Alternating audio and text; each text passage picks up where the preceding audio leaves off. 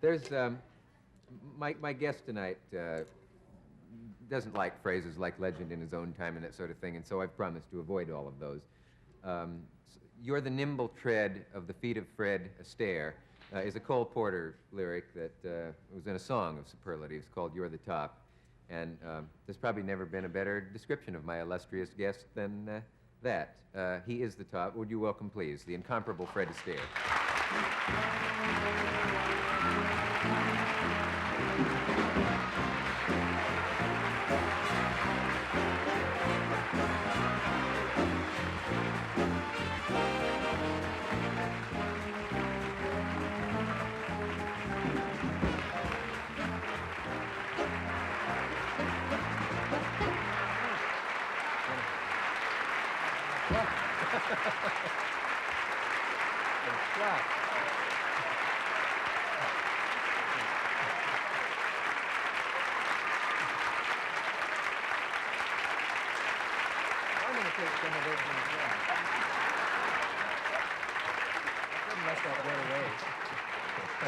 Thank you. Thank you very much. I couldn't let that go to waste. I had to take some of it myself. Gee, it's been a while. Have you been goofing off since I saw you last, or where have you been for the past year or so? Kind of. I've been around. I've traveled a bit. It's about a year, you know. I don't know. It doesn't seem that long. It seems too. No. I see. I can't keep track of years anymore. They go by so fast. And I don't think about it too much. You don't count them that much? No. It is that long. That does seem like such a short time ago. And everywhere I go, people say Fred Astaire to me. And why do they say that? Obviously, they mistake me for you. I don't know what. Well, that's. You shocked me. Almost trying to put your foot up on the table when you came. I wouldn't put it up on your notes for the world. No, don't do that. Do you think about retiring? That's one thing they always say is, thank goodness he hasn't retired. And what, again? How seriously do you think about the word retirement? And how do you? You're not suggesting that I retire or anything like that. No. Far be it. Oh, come on. Far be it from me. I wouldn't start a thing like that. No. I'm not retiring at all. It's not a bad idea, though. When the time comes, you know, you just say, well, that's it. But I wouldn't want to retire and do nothing, you know. That would be hard. Well, I've tried it, and it's horrible. Yeah. Horrible. What did you do to amuse yourself in those times when you tried it? I had interests going at the time, but my golf got bad, and then that bored me. And incidentally, it's hardly ever recovered. But I just thought, gee, it'd be fun to do something. And I can understand why people retire. They don't realize it's fun to get rid of everything. That, for instance, the people who worry about appearing, I'm talking about actors particularly. And for instance, Frank Sinatra, you know, I understand why he wanted to. I do hope he'll come back. My gosh, you know, we can't let him get away. He's one of the greatest. But I see his thinking, because all of a sudden you just don't want any more having to do making good. You know, it can hit you like that.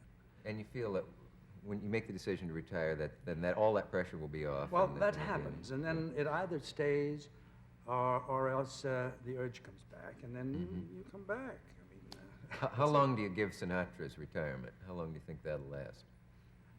I wouldn't dare try to make up his mind, baby. He makes his own mind.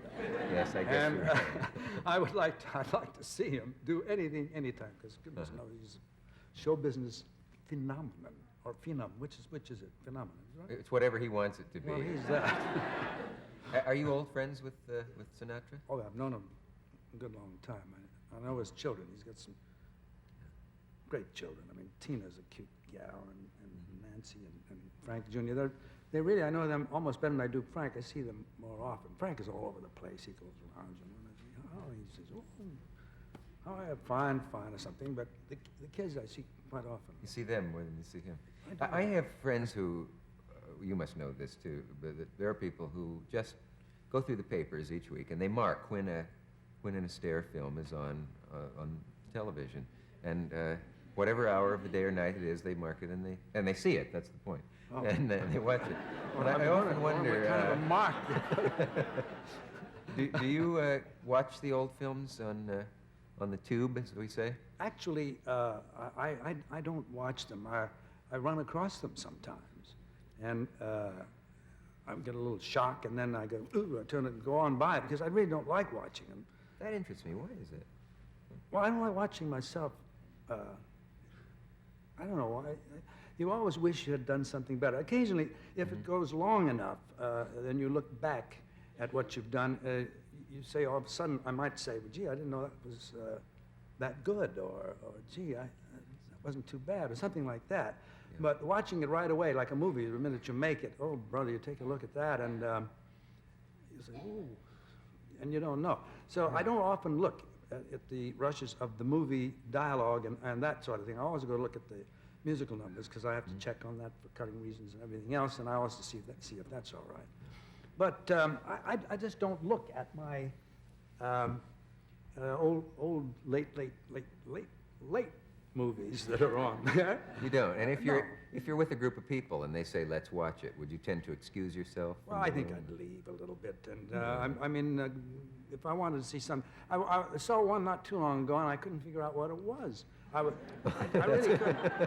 And I was talking to this very nice-looking girl, and there was a scene, and I said, gee, who is that? Now, because this was a long time ago, you know, maybe, what, 20 years, and gee, how many years?